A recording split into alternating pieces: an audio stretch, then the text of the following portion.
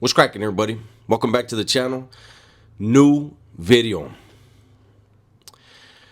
This morning I saw a video by Damian Porter, and it was a video regarding an incident between a southerner and a northerner, as far as the raza, the Mexicans, right? Southern Mexicans, northern Mexicans in high desert.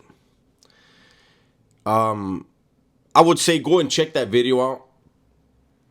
But it basically boils down to this. He changed the names. I think one he named Sleepy was the northerner and Hardhead was the southerner. They knew each other from another place, another joint, and Hardhead went and jammed up Sleepy. Sleepy basically told him, "Yeah, that was me. I was involved in whatever the incident was, but it was another joint, and we're not bringing that stuff over here." And it got to the Mesa, and the Mesa agreed, "Hey, that shit's dead. That shit's already been handled. It's over with. We're programming here." And Damien goes on to say that Hardhead went back to the cell and tells his cellie that he's gonna whack this dude. Now, Damian Porter is 100% accurate. It is extremely, extremely rare when a southerner gets told by the Mesa, "Hey, that's a dead issue," and that southerner would still try to pursue the issue. That's basically a death sentence. When you decide that you're gonna go against the grain, you got no options. You got nowhere to go. And so in this story, because Hardhead decided he was going to disregard what he was told and he was going to do his own thing, Damien said that they put 5 Southerners on him. Now, I've personally never seen 5 dudes get sent on one. The most I've ever heard of as far as when it's in-house would be 3. And that's because they're really trying to take that person's wind. 5, in riots, you'll see 5 people jump on one person, and a lot of times there's friendly fire. Homies stab another homie by accident. You know, somebody got their hand in the way or just got in the way, period. So 5's very excessive, but I get it.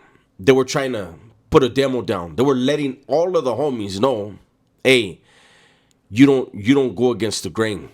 Right?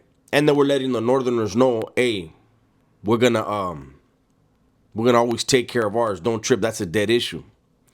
Now, another reason why I wanted to do this video is because it was an opportunity to let people know. You know, I see these dudes, and I'm not gonna get into the names because it's southern and northern dudes, right? And these guys are supposedly ex-convicts, man. And they get on the internet and they're disrespectful towards the other side. And like I said, I see some dudes from the north doing it, very few. And I see some dudes from the south, a little more, right? But it's a horrible look. Because if any of those dudes doing that woofing were behind the walls, there's no beef. Even before they let everyone out. This is what people don't get. Even before they let everybody out, all the big 4. It was rare for the South and North to go at it. According to my recollection, there was more of the South-North thing on level 3s than level 4s. And actually, there weren't a lot of prison yards in the level 4s where there were South and North together. I happened to be on New Folsom B facility when Northerners were there. I was there when the incident happened between them and the Bulldogs that got all the Northerners moved over to C facility. I was in Pelican Bay, A yard, only briefly, but I was there when there was a lot of Northerners there. And the time on B yard in New Folsom when the Northerners were there was only one issue between South and North, and it wasn't even that big of an issue. It was somebody got hit, and then which led to the Bulldogs taking off on the Northerners. But Everybody was cordial. Everybody was respectful.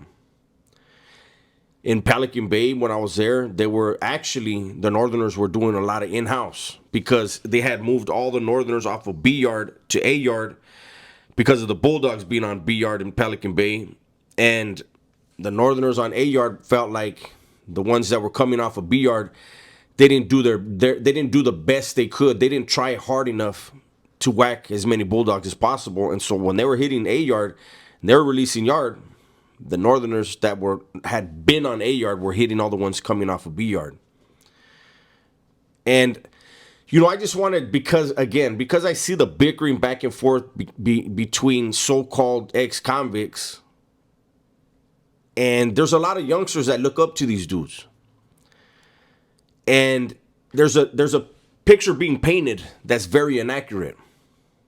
Behind the walls, you don't hear anything about North and South going at it.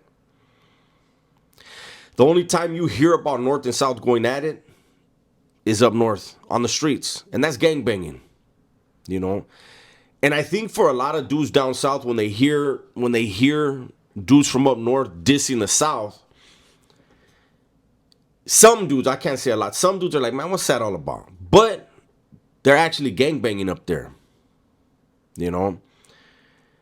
And it is,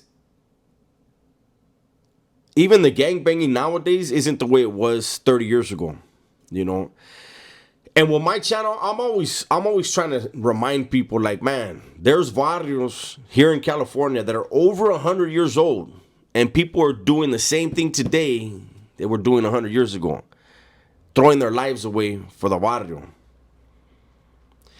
We need to get to a place, and this is gangs, period, not just in the barrio, in the hood, whatever. We need to get to a place, man, where we realize it's a hamster wheel. You're running in place. The barrio, the hood, the neighborhood that's producing the most doctors and lawyers, scientists, stuff like that, that's a whole lot more impressive than what neighborhood is laying down more bodies. I'm not impressed with that. I know when to a lot of youngsters, that's impressive, man. But them youngsters don't see what's really going on behind those walls until it's too late. And then at some point, they're going to be behind those walls 20 years in, 30 years in, wishing they could be out here. Every one of those men in there wishes they could be out here. And some of them are trying to make it happen, and others gave up. They're fine with it. They resigned to the idea that they're going to die behind those walls.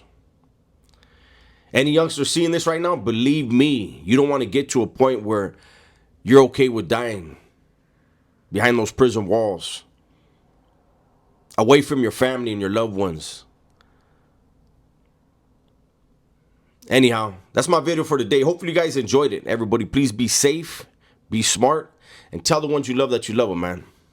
I'm out of here.